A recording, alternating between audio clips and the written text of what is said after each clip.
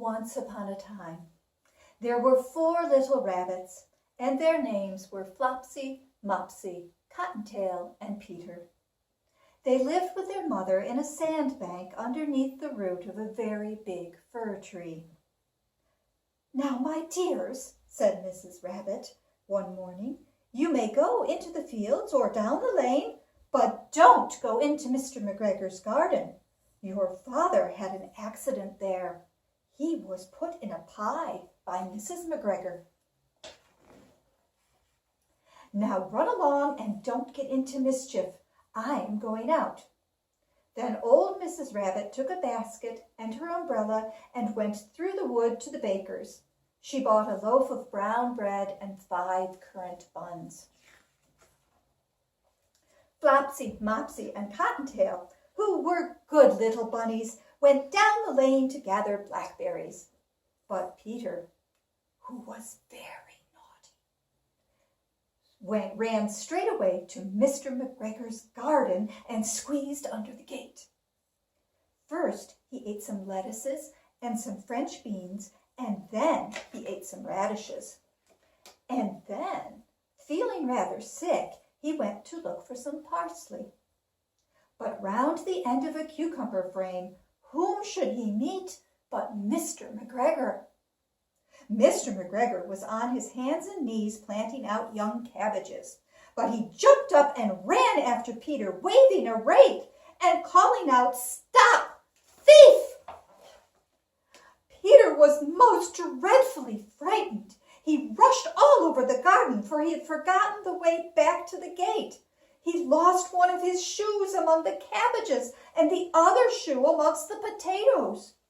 After losing them, he ran on 4 legs and went faster, so that I think he might have got away altogether if he had not unfortunately run into a gooseberry net and got caught by the large buttons on his jacket.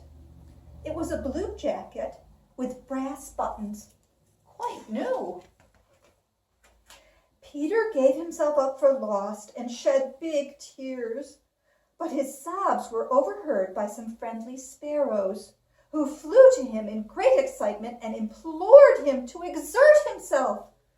Mr. McGregor came up with a sieve, which he intended to pop upon the top of Peter, but Peter wriggled out just in time, leaving his jacket behind him, and rushed into the tool shed and jumped into a can.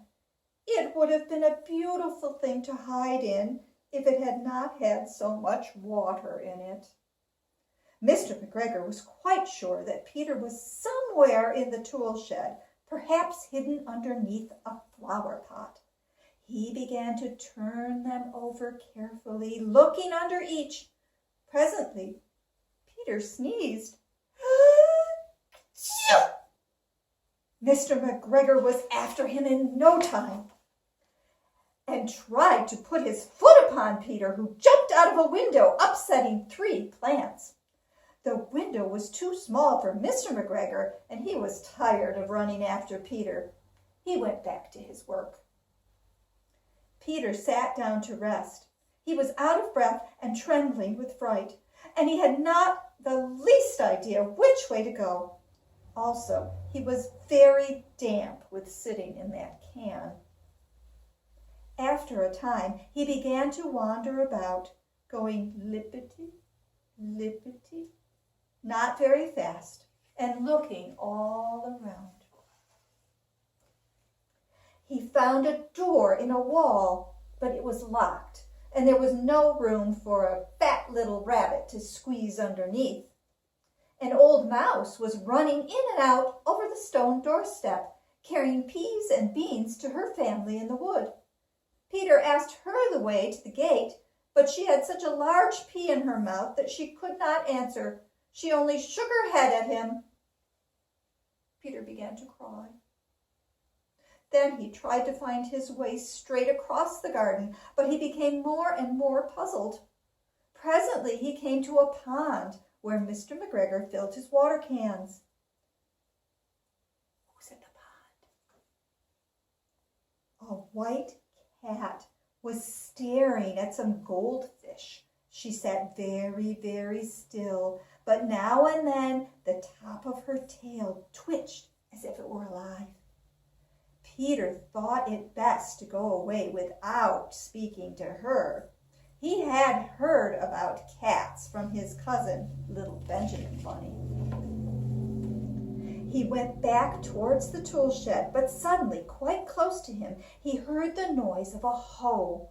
Scratch, scratch, scritch.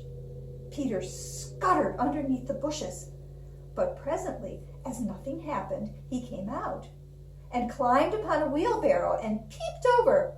The first thing he saw was Mr. McGregor hoeing onions. His back was turned toward Peter, and beyond him was the gate. Peter got down very quietly off the wheelbarrow and started running as fast as he could go along a straight walk behind some blackcurrant bushes. Mr. McGregor caught sight of him at the corner, but Peter did not care. He slipped underneath the gate and was safe at last in the wood outside. Mr. McGregor hung up the little jacket and the shoes for a scarecrow to frighten the blackbirds. Peter never stopped running or looked behind him till he got home to the big fir tree. He was so tired that he flopped down upon the nice soft sand on the floor of the rabbit hole and shut his eyes. His mother was busy cooking. She wondered what he had done with his clothes. It was the second little jacket and pair of shoes that Peter had lost in a fortnight. I am sorry to say that Peter was not very well during the evening. His mother put him to bed and made some chamomile tea, and she gave a dose of it to Peter. 1 tablespoonful to be taken at bedtime. But Flopsy, Mopsy, and Cottontail had bread and milk and blackberries for supper. The end.